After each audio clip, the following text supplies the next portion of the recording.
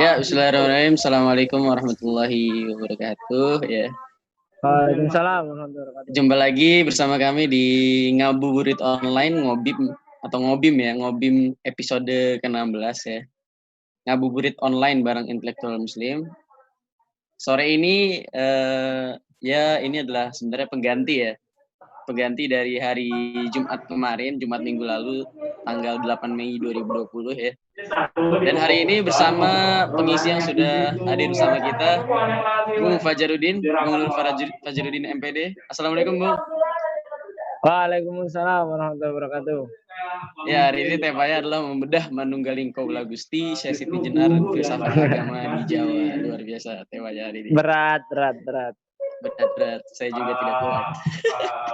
Oke. Kita mungkin masuk ke lambaikan tangan ya. Kita langsung masuk mungkin ke tema. Mungkin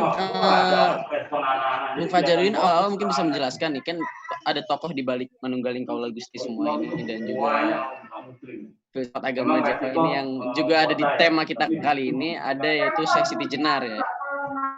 Iya. Sebenarnya Bung Fajarudin siapakah sosok Syekh Siti Jenar ini? Mungkin bisa dijawab Bung Fajarudin.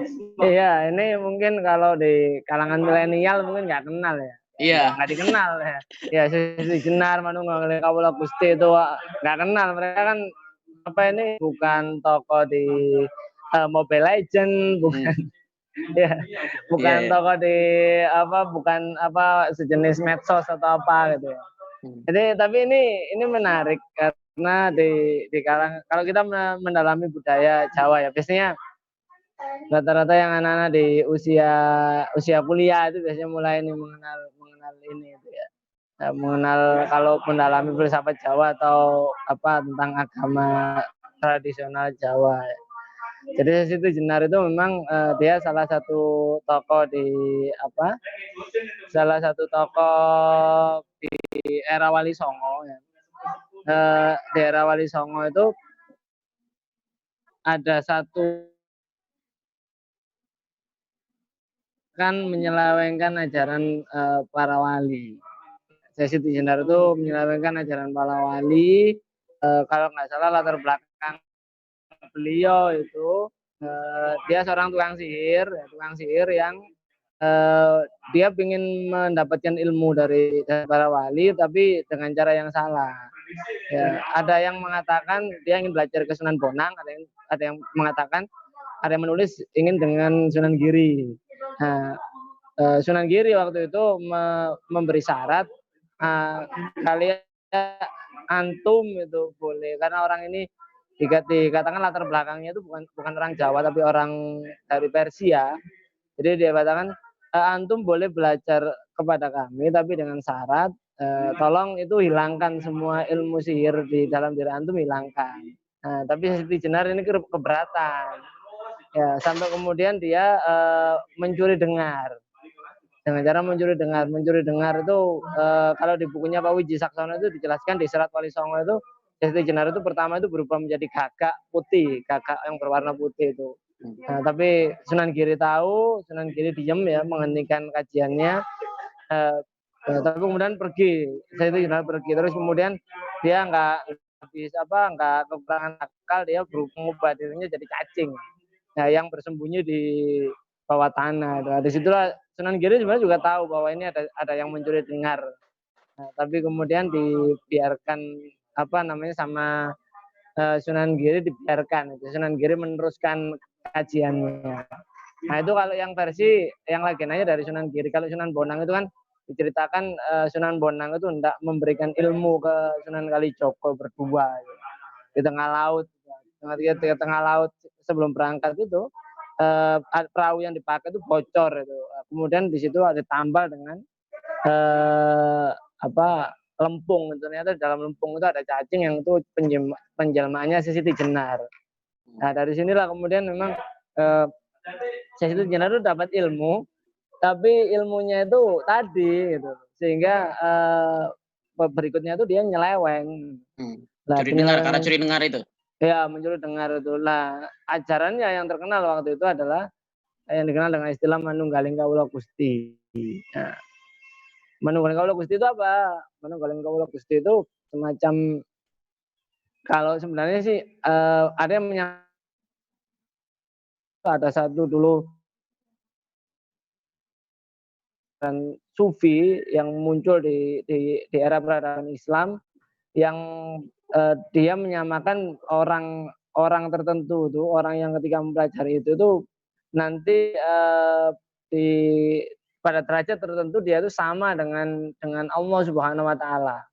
Jadi meninggalkan semua ilmu syariat yang sama dengan Allah. Jadi ini ada yang menyamakan seperti itu Wahdatul Wujud. Walaupun kalau di bukunya Pak Wiji Saksono itu, Pak Wiji Saksono itu menjelaskan bahwa memang ajaran Siti Jenar itu bukan letter lah, bukan sama persis dengan Wahdatul Wujud yang dulu dikembangkan oleh Mansur Al-Halat di Baghdad itu di abad pertengahan, di abad-abad puncak peradaban Islam itu. Bukan seperti itu, tapi ajaran Siti Jenar itu nanti rancu, dia satu mungkin nanti dia menggabungkan dengan ajaran Hindu Buddha, terutama aliran Bhairawa Tantra itu ya, karena di situ Siti Jenar itu mengajarkan kepada murid-muridnya itu ajaran yang membebaskan manusia itu untuk berkehendak sesuka hati. Bahkan ada yang Pak Wiji juga mengatakan bahwa Siti Jenar itu juga mengajarkan filsafat materialisme, ya filsafat materialisme, dan bahkan sampai satu titik memang salah satu ajarannya itu adalah memang anarkisme kuno. Jadi manusia itu dia yang memimpin dirinya sendiri, yang memimpin diri seseorang itu adalah dirinya sendiri, tidak ada tidak ada pemimpin, tidak ada penguasa, tidak ada negara, bahkan tidak ada agama, tidak ada Tuhan. Ini anarkisme kuno. Makanya memang sosok orang ini nih bisa dikatakan, ada yang mengatakan memang latar belakangnya bisa jadi memang dia Syiah hulu ya, Syiah yang berlebihan itu. Karena dia latar belakang di Persia, bisa jadi dia memang juga orang yang memahami aliran filsafat Yunani kuno. Kita tahu bahwa di era itu kan peradaban Islam itu masih ada ya rintisan-rintisan itu di abad-abad itu masih banyak orang-orang yang memiliki model konsep seperti para filsuf di kalangan Muslim waktu itu. Tetapi ada juga yang mengatakan bahwa Siti Jenar sebenarnya sosoknya tidak ada. Jadi sosoknya tidak ada. Dia fiktif. Iya, di Serat Wali Songo itu dimunculkan itu. Sosok Siti Jenar itu dimunculkan seseorang tokoh fiktif yang memang dimunculkan sebagai lawan tokoh-tokoh kebaikan, lawan ajaran-ajaran kebaikan yang disampaikan oleh para wali. Sehingga yang membaca ini hati-hati ketika bertemu dengan orang yang memiliki ajaran seperti ini. Ya. Ya, karena bisa jadi diyakini di era itu di Jawa belum banyak orang seperti itu. Tapi kalau hari ini kan mungkin sudah banyak ya orang-orang yang ya seperti yang sekarang lagi viral itu ya, agama dianggap konspirasi ya, itu sama loh deh. Ya, jadi ini semacam semacam tamsil atau gambaran para wali. Nanti kalau ketemu orang-orang seperti ini, ya jangan didekati itu. Ya, seperti Siti Jenar itu, manunggaling kawula Gusti. Jadi itu yang sosok Siti Jenar itu seperti itu. Ya. Mungkin tadi disampaikan Bung Fajruddin, berarti ada dua teori, berarti ada teori kalau Siti Jenar ini ada, berarti tadi seperti diceritakan, atau kalau tidak ada berarti diceritakan itu adalah semacam tokoh yang harus dihindari ya. Ini yang dibawa oleh Wali Songo berarti kan. Nah, kalau memang seperti itu, sebenarnya corak pemikiran Islam seperti apa yang dibawa oleh Wali Songo gitu? Nah, ini yang nanti memang juga jadi gambaran yang menarik sebenarnya. Kalau saya kan hanya memakai satu buku ya. Kalau secara Wali Songo itu bukunya Pak Wiji Saksono, nanti banyak sih sebenarnya. Termasuk juga yang pernah pernah dibahas dibedah di YouTube-nya KLI itu yang buku Islam tentang saya Islam dan orang Jawa ya, yang dulu pernah kita bedah itu. Ya, mungkin bagi yang mau nonton mungkin nanti bisa itu silakan deh. Ya, kalau di situ memang lebih fokus kalau yang buku saya Islam dan Jawa itu, saya Jawa dan Islam ya, itu fokus memang ke ajaran itu ya, ke ajaran-ajaran di Jawa itu seperti apa. Kalau di Pak Wijaksana kan memang fokus tentang dakwahnya Wali Songo. Nah di situ memang apa namanya ada penjelasannya yang menarik bahwa para wali ini datang itu secara ajaran memang tasawuf ya, tasawuf banyak kan. Dan ini nanti dipertegas oleh di bukunya Pak Asyumati Azra ya, di Jaringan Ulama Timur Tengah abad ke-17 sampai 19 gitu. 17, 18 dan 19 yang memang corak pemikiran Islam waktu itu kita tahu Islam sendiri di pusat seperti di era kemasan Baghdad yang muncul banyak aliran, ada Mu'tazilah, ada para filsuf, ada mutakalimin yang itu muncul di era kemasan Baghdad. Di era ini, di era abad 15-16 itu memang sudah mulai surut pemikiran di peradaban Islam itu sudah mulai mulai antang gitu ya, kalau dalam bahasa Jawa itu udah baku ya itu ketika di era itu kan ditandai dengan kemenangannya Imam Al-Ghazali gitu ya. Dan bagaimana kemudian baik kurikulumnya, bentuk sekolahnya yang didirikan oleh Imam Al-Ghazali itu digunakan di semua peradaban Islam, termasuk nanti menjadi prototip ketika dakwah ke Nusantara khususnya Jawa. Makanya kemudian kitab yang dipakai sebenarnya kitab Ihya Ulumuddin itu yang paling banyak dipakai untuk mengajarkan Islam gitu ya. Bagaimana Ihya Ulumuddin ini menjadi semacam kitab sebagai rujukan utama ya. Rujukan utama nanti di dalam penyebaran Nusantara. Dan aliran ini sebenarnya muncul, cuma memang nanti para wali ini berhadapan dengan satu etnis yang berbeda. Mereka orang-orang Arab, mereka orang-orang Timur Tengah ya, dan yang mereka hadapi adalah orang Jawa. Ya, orang Jawa ini satu sisi memang memiliki sedikit bakok lebih tinggi gitu. Bakoknya lebih tinggi dibandingkan mungkin suku yang lain ya. Nanti kan Islam itu memang banyak di Sumatera. Sumatera itu penggunaan bahasa Melayu. Bahasa Melayu ini sebenarnya bahasa lingua franca, bahasa penghubung seluruh Nusantara. Ya, seluruh Nusantara itu sebenarnya pakai bahasa itu. Cuma memang orang-orang Jawa terutama di wilayah pedalaman Jawa itu tidak mau memakai ini. Bahkan nanti tercermin dari ucapan Pangeran Diponegoro ya. Jadi bahasa Melayu itu bahasanya PT, gitu ya, bahasanya ayam. Ya, jadi mereka masih menganggap bahwa bahasa Jawa itu bahasa yang terbaik bagi mereka. Maka kemudian usaha sedikit lebih keras adalah membahasakan ajaran Islam itu menggunakan bahasa Jawa. Dan memang nanti pengaruhnya juga besar. Bahasa Arab itu berpengaruh besar di Islam itu, dan bahasa Arab itu berpengaruh besar di bahasa Jawa. Itu adalah memang nanti penggantian ya. Di era-era setelah terutama era Mataram itu nanti terjadi pergantian penggunaan ini bahasa Jawi itu ya, bahasa Arab. Bahasa Arab itu ditulis menggunakan aksara Arab, itu yang pertama. Yang kedua, nanti ada pengenalan bunyi O itu yang paling berpengaruh di bunyi antara O dengan U itu awalnya bahasa Jawa nggak mengenal bunyi itu.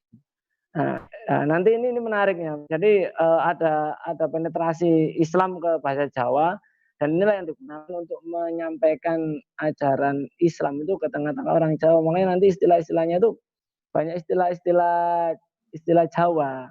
Walaupun sebenarnya kurang lebih hampir sama dengan istilah-istilah tasawuf yang ajaran tasawuf yang waktu itu muncul di tengah peradaban Islam, yaitu aliran tasawuf yang memang nanti kan dikenal ya, Islam di Nusantara itu kan memang menggunakan satu mazhabnya Syafi'i, terus kemudian corak pemikirannya adalah tasawuf yang memang dibawa oleh Imam Al-Ghazali, yang ini pengaruhnya paling kuat nanti di seluruh Nusantara, di Asia Tenggara lah Bang. Kalau hari ini kan Asia Tenggara, dan memang corak ini semuanya kan sama dari Sabang sampai Merauke nanti, dari Aceh hingga Ternate gitu. Ya kurang lebih seperti itu wajarnya. Ya, berarti corak pemikirannya ada unsur tasawuf juga ya. Sehingga ya. Nah, pertanyaannya ini balik lagi ke awal tadi, ke Manunggaling Kaula Gusti Bung Fajar. Jadi sebenarnya seberapa berpengaruh Manunggaling Kalau Gusti ini kepada masyarakat Jawa saat itu? Dan kalau memang sesat gitu, seberapa sesat gitu mungkin? Bung Fajrudin bisa Iya, kan karena ini ya ada kerancuan tadi di, apalagi di era sekarang ya, memandang ketika Manunggaling Kawula Gusti itu, saya dulu juga menganggapnya gitu, Manunggaling Kawula Gusti itu seakan-akan, ini adalah murni ajarannya Syekh Siti Jenar gitu ya. Ketika dulu awal-awal ngaji itu ya, tapi kemudian, ketika kita membuka berbagai kronik sejarah, memang ternyata Manunggaling Kawula Gusti ini adalah juga diajarkan oleh para wali gitu. Para wali itu diajarkan.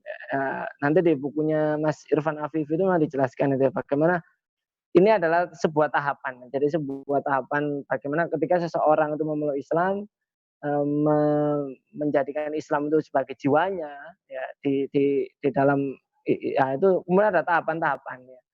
Jadi tahapan pertama itu ini karena sebenarnya kurang lebih sebenarnya sama dengan di dalam ya pada Islam pada umumnya sebenarnya, cuma tadi itu menggunakan bahasa Jawa ya, ada istilah-istilah Jawa. Bahkan kalau saya katakan, di era modern itu nanti, eee, apa namanya, yang paling mirip dengan ajaran ini itu nanti yang disampaikan oleh seorang ulama dari kajiannya hampir mirip. Ya ya misalnya gini, pertama yang paling harus dipahami oleh seseorang yang ingin menjadi muslim yang paripurna itu adalah dia harus satu, dia harus memahami, sangkan paraning dumadi. Sangkan paraning Mhm, dumadi itu, kalau penjelasan artinya itu, sangkan itu kan dari mana, paraning itu, menuju, perubahan dirinya. Jadi manusia itu, dari mana sih, dari mana asalnya, untuk apa, dan akan kemana. Kalau kita mengenalnya itu kan istilah kalau bahasanya, Syaraqi dan Nabhani kan Uhdhatul Kubra. mhm, Dari mana, untuk apa, dan akan kemana. Ya, sangkan paraning dumadi yang itu memang mengupas, apa namanya, kalimat innalillahi wa inna ilaihi rajiun. Bahwa kita mhm, itu semua berasal dari kita semua berasal dan akan kembali kepada Allah. Innalillahi wa inna ilaihi rajiun. Ya, kita semua berasal dari Allah dan akan kembali kepada Allah. Nah, ini dibahasakan di bahasa Jawa itu sangkan paraning dumadi. Nah, kemudian, kalau berikutnya itu adalah bagaimana kita mengatur apa namanya istilahnya itu, eee, sedulur papat limo pancer ya. Sedulur papat itu 4 saudara, 1, limo pancer itu kan, 5 itu 1 nanti kelima itu adalah yang menjadi pancer, yang menjadi kiblat ya. Nah, sedulur papat limo pancer itu apa? Ini, kalau di Jawa itu nanti dijelaskan bahwa dalam diri manusia itu ada empat sifat yang harus diatur. Empat sifat ya. Empat sifat itu yang pertama, ada namanya, apa, nafsu, eee, yang pertama itu ada amaro ya, amara itu nafsu yang apa namanya, kalau saya membahasakannya itu amaro itu, eee, jadi keinginan untuk memiliki harta, keinginan berkuasa gitu ya. Ya, atau kalau kalau mungkin beberapa di kalangan kita itu mengenalnya sebagai ghorizatul baqa gitu ya. Naluri naluri, eksistensi diri gitu ya. Ya, amaro gitu. Kemudian, ada naluri, apa namanya, sufia. Ya, sufia itu, naluri mencintai, mengasihi mhm, gitu. Ya, sifat-sifat mencintai, mengasihi, senang dengan lawan jenis itu sufia. Terus ada lagi, apa, mulhima. Mulhima itu, semacam apa namanya, sifat, apa senang makan, senang mhm. tidur, ya. Jadi terus terakhir itu mutmainah. Mutmainah itu, apa namanya, eee, ya, jadi sebenarnya ini hampir mirip nanti kan, apa, Ghorizatul Baqa', Ghorizatul Nau', Hajatul Udhuwiyah, dan Ghorizatul Tadayyun gitu. Kalau kita mungkin beberapa di kalangan kita mengenalnya seperti itu. Kalau bahasanya saya dan Nabhani itu seperti itu. Nah, ini harus diatur itu. Makanya kemudian, sedulur Mhm, papat, limo pancer. Pancer itu, ya itu, apa, pancernya itu yang menjadi kiblatnya itu Al-Quran dan Sunnah. Jadi, jadi kalau tadi kita sudah mengenal dari mana kita berasal itu dalam orang Jawa itu dan akan kemana, nanti kita juga mengenal diri kita sendiri, ya nanti ngaturnya itu situ.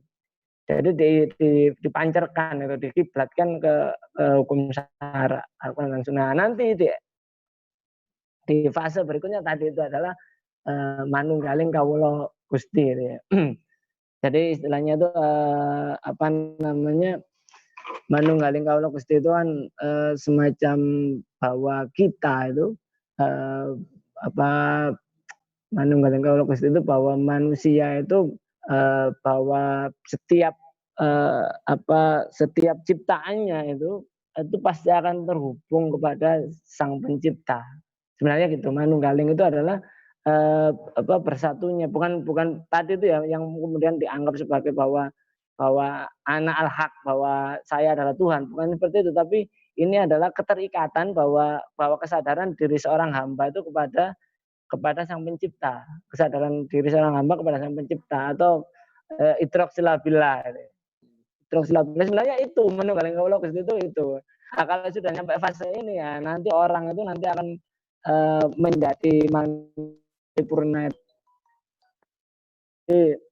Itulah kurang lebih seperti itu sebenarnya manunggaling. Jadi kalau dikatakan sesat, ya kalau kita melihatnya secara sekilas dan menganggap ini ajarannya Sesi Jenar pasti sesat. Tapi kalau kita mendalami lebih dalam ya, karena ini sebenarnya hanya urusan bahasa sebenarnya, urusan bahasa, karena ini penggunaan bahasa Jawa yang mungkin bagi orang mungkin bagi generasi sekarang gitu ya, itu mungkin tidak semuanya bisa dipahami.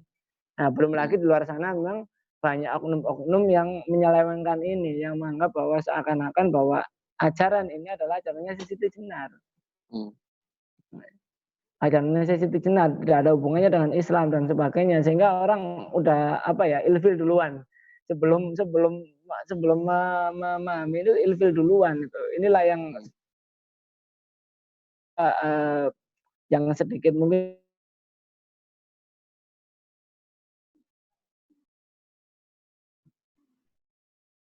ya, jadi seperti itu kurang lebih.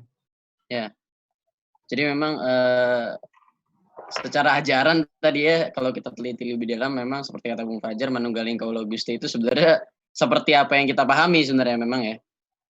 Mungkin dari beberapa kita sudah pahami, tapi memang ada oknum-oknum ya tadi kata Bung Fajar yang menyelewengkan ini sehingga seakan-akan manunggaling kawula Gusti ini Siti Jenar dan Siti Jenar kan sesat ya. Nah, karena ada oknum-oknum seperti ini, sebenarnya salah mereka di mana, atau seberapa jauh mereka dari ajaran Islam yang murni gitu, yang dibawa oleh Wali Songo gitu?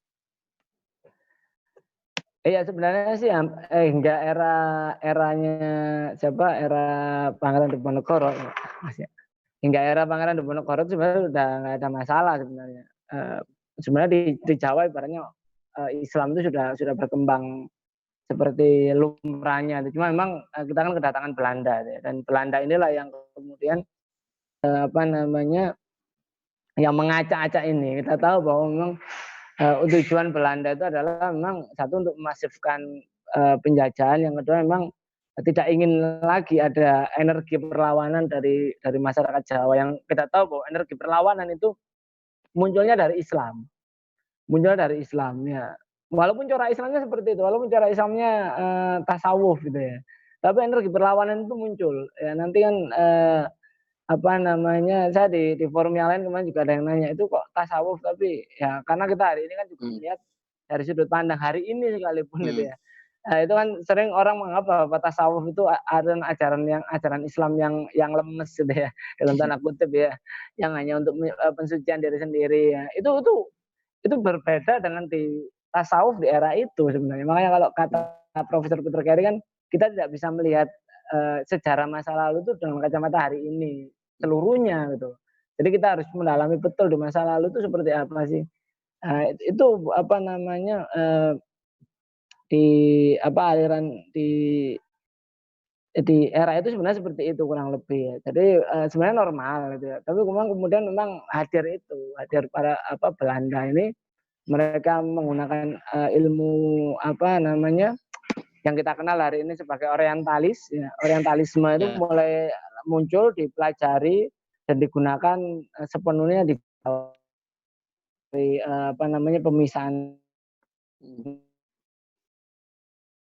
rakyat dengan para ulama, menyebabkan trikotomi abangan, priayi dan putihan itu. Terus kemudian pengacaan tadi itu bahwa ajaran agama itu seakan-akan bahwa Islam itu hanya kulit ari saja. Islam itu hanya bajunya orang Jawa, baju luarnya orang Jawa, intinya itu masih Hindu Buddha. Ini dimunculkan ya politik nativisme itu mulai dibangkitkan semangat masa lalunya orang Jawa, era Mojopahit, era Candi Borobudur, Candi Prambanan itu dimunculkan semua sehingga kemudian sehingga muncul kesalahpahaman bahkan di kalangan internal orang Jawa sendiri. Saya terus terang aja waktu itu karena saya keluarga besar itu memang ibaratnya keluarga santri hidup di area pesisir kan, di Sidoarjo itu dekat Surabaya itu memang juga area kalau di Jawa Timur itu area santri itu melihat orang-orang Jawa yang tinggalnya di wilayah pedalaman ya, yang lebih ke dalam lagi di pusat ini di Kediri, di Madiun, itu juga mungkin kita menganggapnya sesuatu yang agak aneh gitu loh, agak aneh ritual keagamaannya aneh gitu. Tapi waktu itu ya, kalau hari ini mungkin saya menganggap ya inilah efek dari yang dulu dilakukan oleh penjajah itu. Bagaimana kalangan santri itu kan hanya ditempatkan di wilayah-wilayah pesisir kan. Kalau hari ini mungkin Jawa Timur ya wilayah Gresik, Lamongan, Surabaya, terus Sidoarjo, Pasuruan ya, atau Jombang. Kalau agak ke dalam selebihnya itu kan area-area priayi dan abangan itu yang memang dilakukan oleh Belanda dan efeknya terasa hingga hari ini gitu. Mas. Ya, luar biasa apa yang disampaikan Bu Fajar ya sore hari ini. Mengingatkan kembali untuk penonton sekalian di YouTube channel KLI ya, jangan lupa subscribe komunitas literasi Islam ya. Insya Allah subscribe ya. Alhamdulillah kita sudah mencapai berapa 1000-an ya, luar biasa. Terima kasih untuk subscriber kita. Kalau bisa tembus 1 juta. Iya, kalau bisa tembus 1 juta ya, nanti kita mengalahkan. Iya. Atta Halilintar. Iya betul, kita akan mengalahkan Atta Gledek ya. Ya, mungkin lanjut ya ke pertanyaan terakhir mungkin Bu Fajarudin. Tadi berarti ada kalau kita lihat memang semacam apa ya, Islam itu ada pencampuran gitu dengan budaya Jawa gitu. Sebenarnya ini juga jadi pertanyaan banyak orang gitu. Apakah Islam di Jawa itu sebenarnya sinkritis, artinya kena campur-campur apa budaya-budaya Jawa atau bagaimana gitu? Kalau sinkretis itu kan bahasa kita ya hari ini sebenarnya tadi itu loh, karena kalau nggak paham alur sejarahnya itu akhirnya munculnya itu. Sebenarnya ini membuktikan bahwa Islam itu keluar biasanya Islam ya, yang mampu mampu memasuki semua budaya ketika di tempat ia berpijak gitu ya. Jadi bukan seperti kajian kita 3 minggu sebelumnya kan ya. Jadi bukan Islam dijawakan, tapi sebenarnya Jawa itu diislamkan. Karena hingga hari ini sebenarnya kalau kita mendalami banget itu sebenarnya di budaya Jawa itu sudah tidak ada lagi unsur Hindu Buddha. Ya, tidak ada lagi unsur Hindu Buddha. Kalaupun ada itu pun munculnya itu di era kolonial, di abad ke-19 akhir dan awal abad ke-20 yang itu memang dimunculkan. Karena nativisme itu ya. Ya, nativisme ya, terus kemudian orientalisme tadi itu ya, efek. Selebihnya itu tidak ada. Jadi kalau bahkan penelitian yang dilakukan ada seorang peneliti Amerika namanya Nancy Florida, itu dia meneliti di perpustakaan di Kesunanan Surakarta, itu dari 500 naskah Jawa yang ada di perpustakaan itu hanya 12 naskah saja yang letterlah murni menyampaikan ajaran Hindu Buddha. Sisanya itu adalah ajaran Islam semua. Sisanya itu ajaran Islam semua. Ya tapi memang tadi itu coraknya memang corak tasawuf. Yang kedua memang ya kita tahu lah corak tasawuf itu seperti apa ya. Yang kedua memang tadi itu menggunakan bahasa Jawa yang mungkin kita hari ini mungkin banyak istilahnya kalau mempelajari itu tanpa ilmu yang memadai itu biasanya akhirnya pembacaannya banyak yang keliru itu. penerjemahannya bisa keliru itu. Ya, ya sama hampir mirip dengan bahasa Arab lah. Dengan bahasa Arab itu kan hampir mirip. Ya bahasa Jawa itu juga gitu, apalagi bahasa Jawa itu sastra Jawa itu terkenal dengan apa namanya penyampaiannya dalam bentuk perlambang, bukan dalam bentuk makna yang sesungguhnya. Itu kalau dibaca kesalahpahaman. Jadi semacam itulah.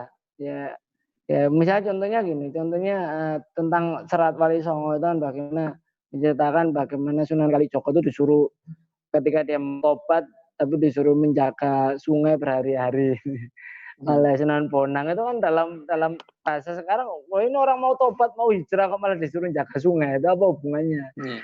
Hukum syaratnya di mana? Terus nggak sholat, terus nggak melakukan apa namanya ibadah. Itu ya, ini kan salah kaprah itu. Atau misalnya tentang cerita apa namanya cerita putrinya Raden Patah itu ya, Nyai Kalinyamat, Ratu Kalinyamat yang berkuasa di Rembang, yang beliau itu dia seorang mujahidah ya, sampai ada satu di Babat itu digambarkan beliau itu bertapa telanjang. Bagaimana seorang anaknya sultan yang paham hukum syarak sampai bertapa telanjang gitu ya. Padahal itu penggambaran bahwa beliau itu menyumbangkan hartanya itu tanpa hitungan, sehingga kalau digambarkan ibarat orang yang sudah nggak pakai baju lagi gitu. Udah nggak ya, sampai semuanya itu berikan untuk apa? Untuk jihad ketika melawan Portugis di Malaka. Ya, jadi itu perlambang seperti itu kan kalau dari kacamata kita sekarang itu ya salah semua gitu loh. Ya padahal sebenarnya nggak seperti itu. Ya memang ini apa ya? Kalau kita ingin mendalami salah satu sejarah Islam di Nusantara, memang salah satu yang agak riwanya itu mempelajari yang bagian itunya. Ya kita harus paham bahasa daerah. Kita kita tidak hanya kalau mempelajari Islam di Nusantara kan satu naskahnya banyak di luar. Ya. Kita tidak hanya harus paham bahasa Inggris dan bahasa Belanda dan juga bahasa Arab. Ya, tapi unsur ke dalam itu kita juga harus menyelami tadi itu kajian legenda, serat, babat yang itu rata-rata menggunakan bahasa daerah. Ya, misalnya kita harus mempelajari benar-benar itu paham bahasa Sunda, bahasa Jawa, bahasa Makassar, ya bahasa Melayu. Itu ya, kalau nggak paham ya akhirnya makanya kajian Islam di Nusantara itu beratnya di situ.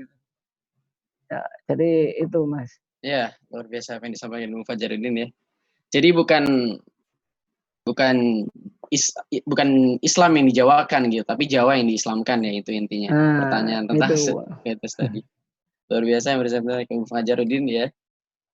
Di sore hari ini ngobim ke-13 bersama komunitas literasi Islam tentang Manunggaling Kawula Gusti tadi. Kalau boleh saya simpulkan, sesi Tijenar tadi ada cerita tentang sesi Tijenar, ada atau tidak adanya gitu, ada teori adanya kalau ya itu berarti dia tadi yang berubah jadi gagak, curi-curi dengar itu kan.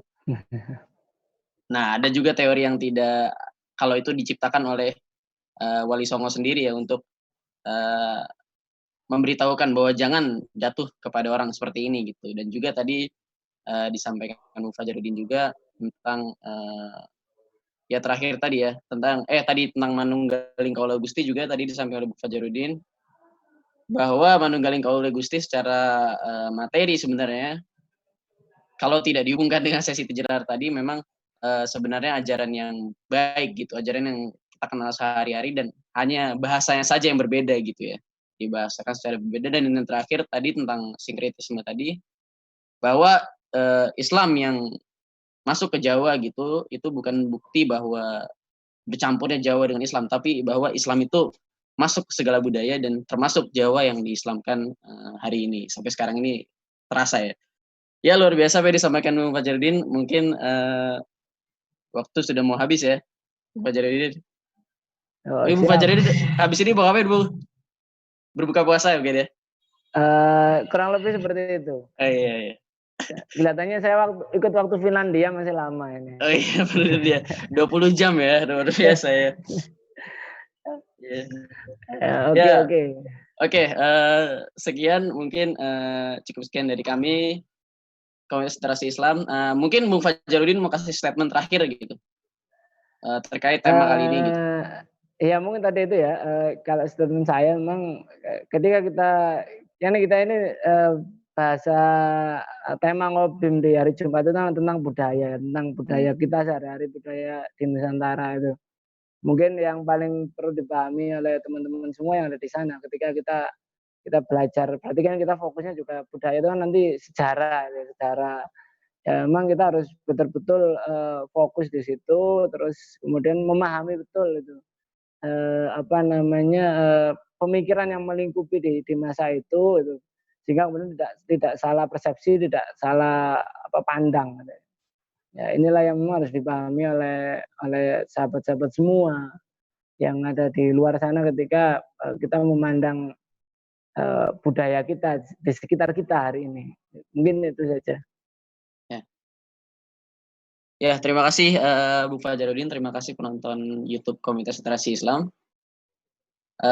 Saksikan ngobim-ngobim selanjutnya di hari-hari selanjutnya, insya Allah setiap sore ya, sampai akhir Ramadan ya mungkin.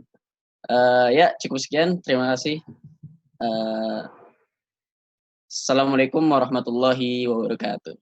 Salam Komunitas Literasi Islam. Waalaikumsalam warahmatullahi wabarakatuh.